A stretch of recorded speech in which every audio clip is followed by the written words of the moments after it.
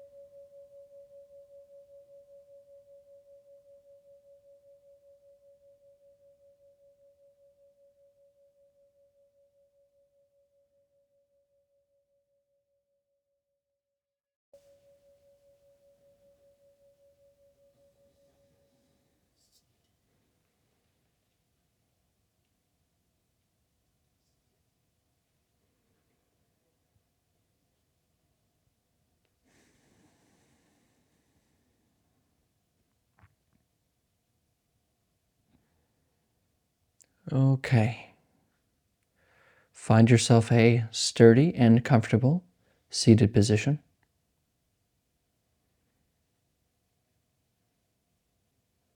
You can have your eyes closed or open.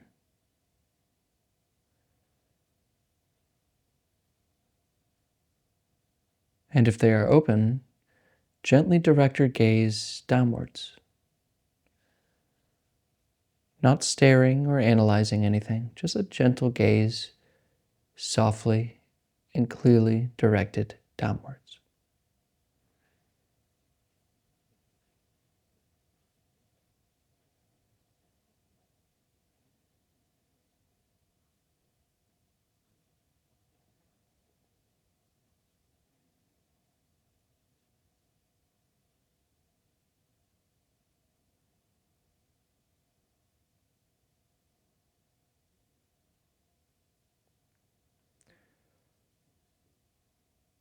Find the breath.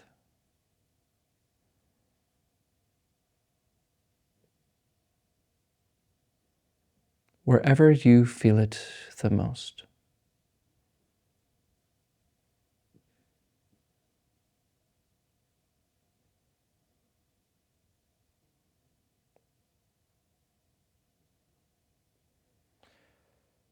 You can feel it anywhere from the tip of your nose to the lower belly.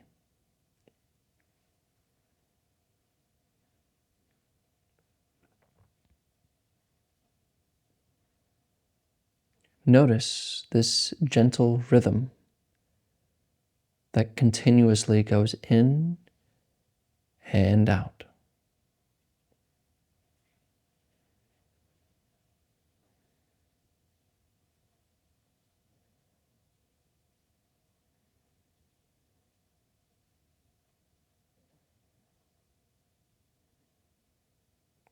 There's nothing special about this.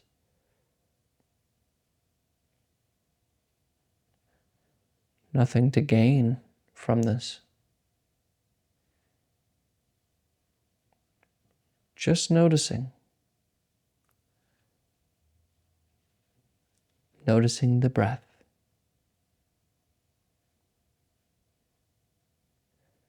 Going in and out.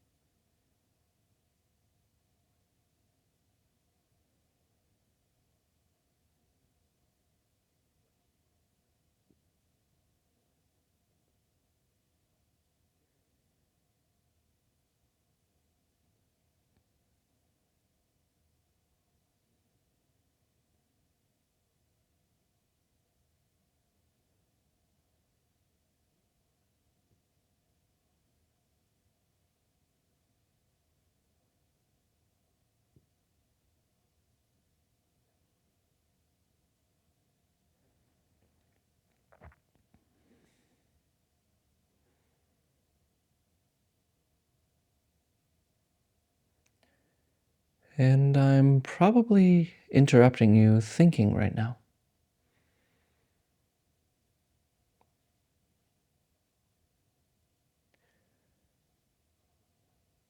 Just notice how, when you are thinking, or rather paying attention exclusively to thoughts, the breath is no longer noticed.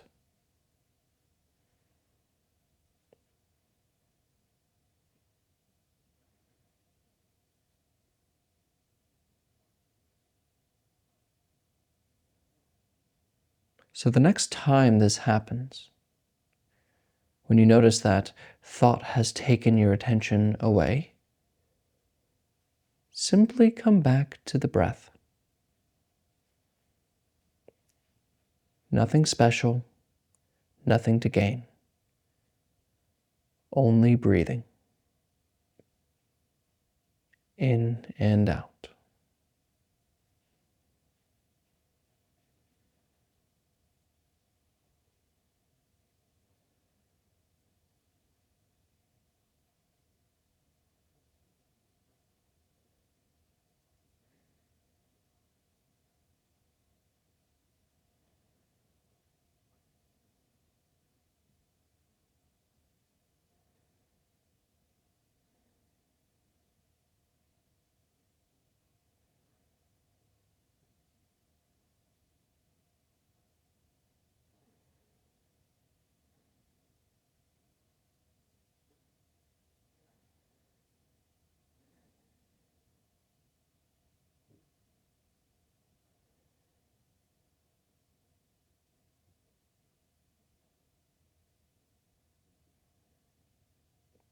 Come back.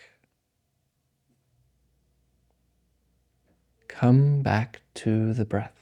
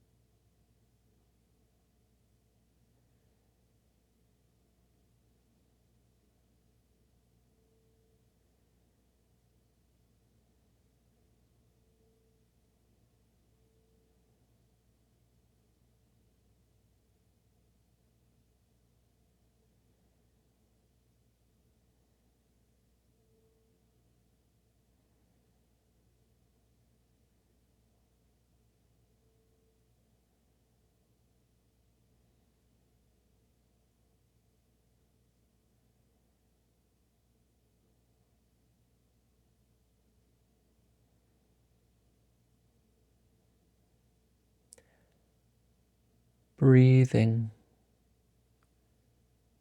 in and out.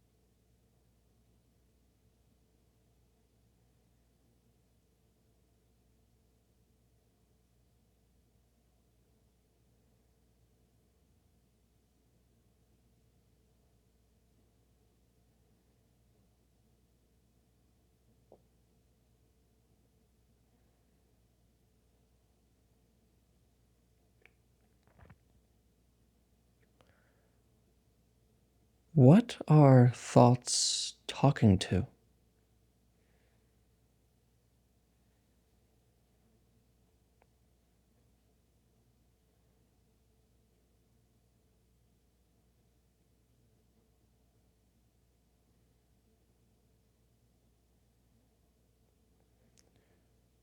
There's an experience of thinking, which usually hijacks our attention.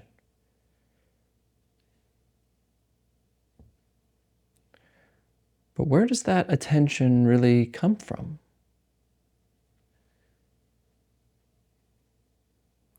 What or where is the place from which you are aware of thoughts from?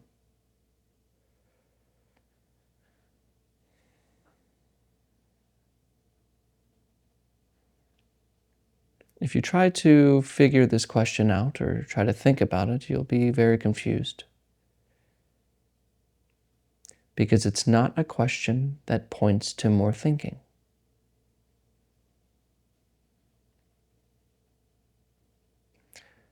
Turn the view back. What notices thoughts?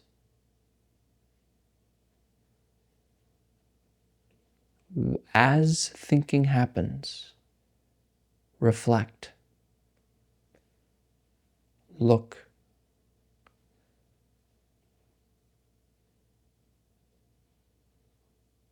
what are thoughts talking to?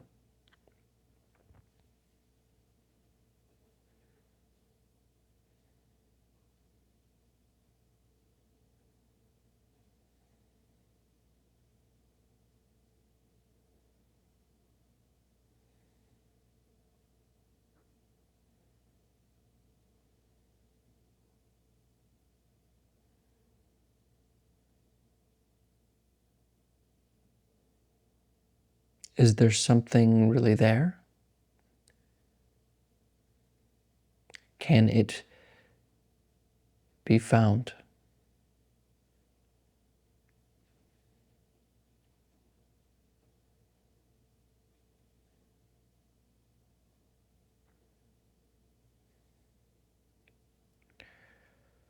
Notice how when we look back to the place from which thoughts are seen,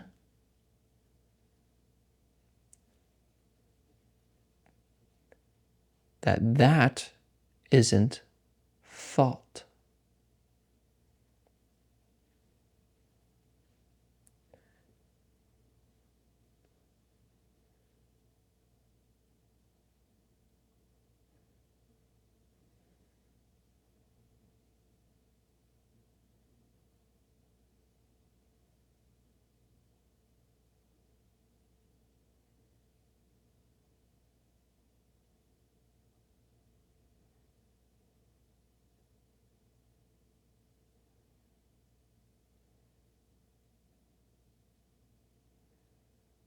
What's there? Is there something there?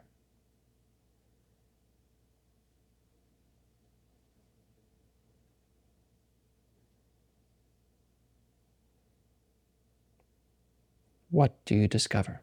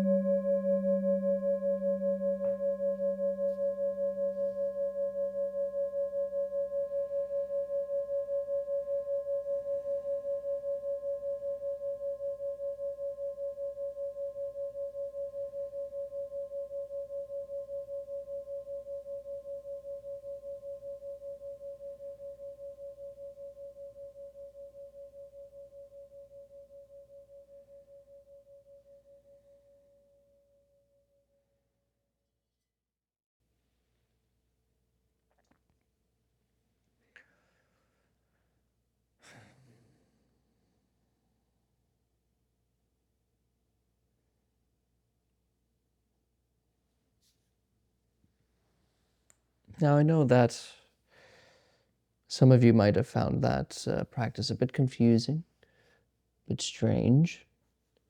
What do you mean? Look for the place from which thought is talking to? Sounds like a strange instruction.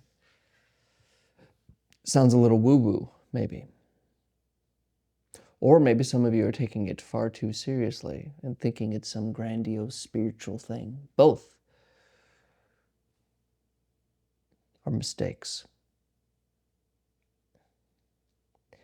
It becomes strange when we try to notice the place from which thought isn't going.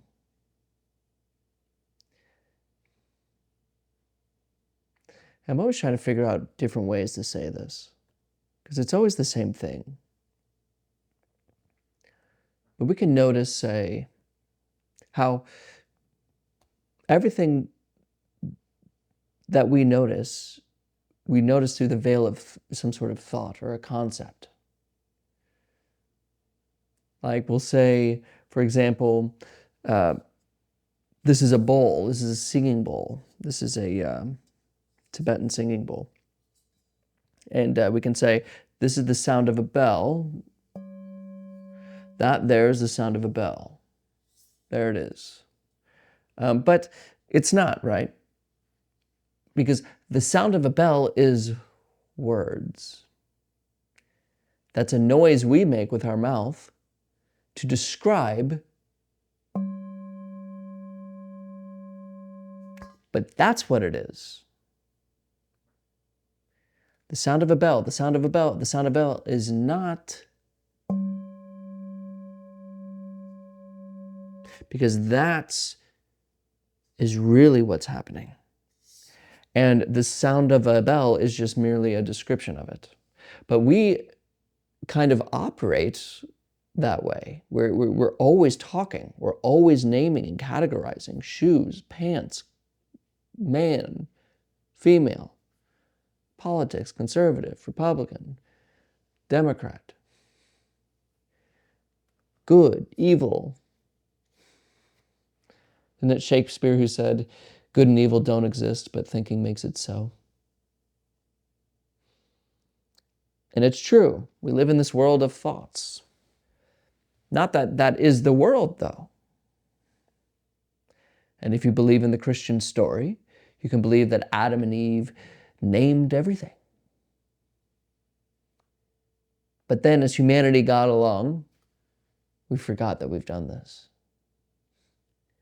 And so we're captured by thinking, we're bamboozled by it, we're enchanted by it. We think that thoughts are the thing. And so we suffer.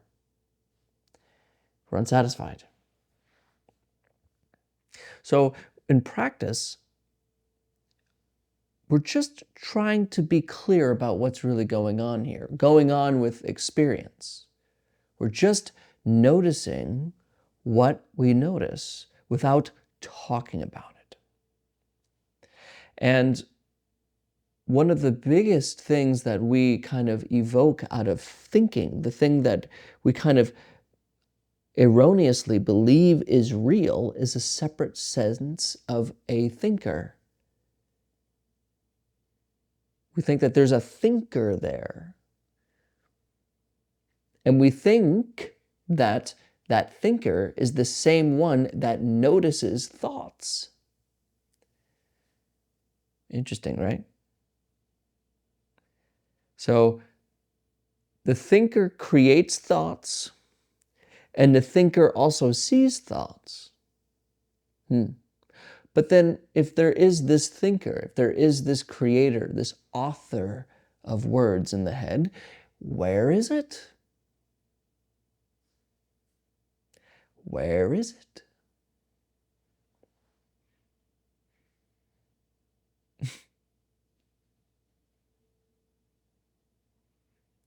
And it's so utterly simple. It's like the same thing when we say the sound of the bell is not. That is a different thing. The sound of a bell is words. And when we say I, me, that is more words. Now, of course, a lot of people feel destabilized about this, or they think somehow they need to hold on to this separate sense of self, this thinker of thoughts. But that too is more thinking. That fear arises from more thought, more ideas, more beliefs. So practice is, again, about being clear about what is really happening in this moment. Being clear about the first person experience right here, that you're right now watching this video, there is a first person experience. We call it my experience, but we don't know what this my is. There's just experience. That's what we can know. We know there's just experience, but there's no haver of experience within experience. And if you don't believe me, go look for it. And if you have an answer, all you can come up with is words and more thoughts. Like I say a lot, there's a difference between the menu and the dinner. The menu describes the dinner. It is itself not the dinner. But many of us, because we're so bamboozled and enchanted by thoughts, are actively eating the menu thinking that we're getting at the dinner. And then we say, I'm hungry.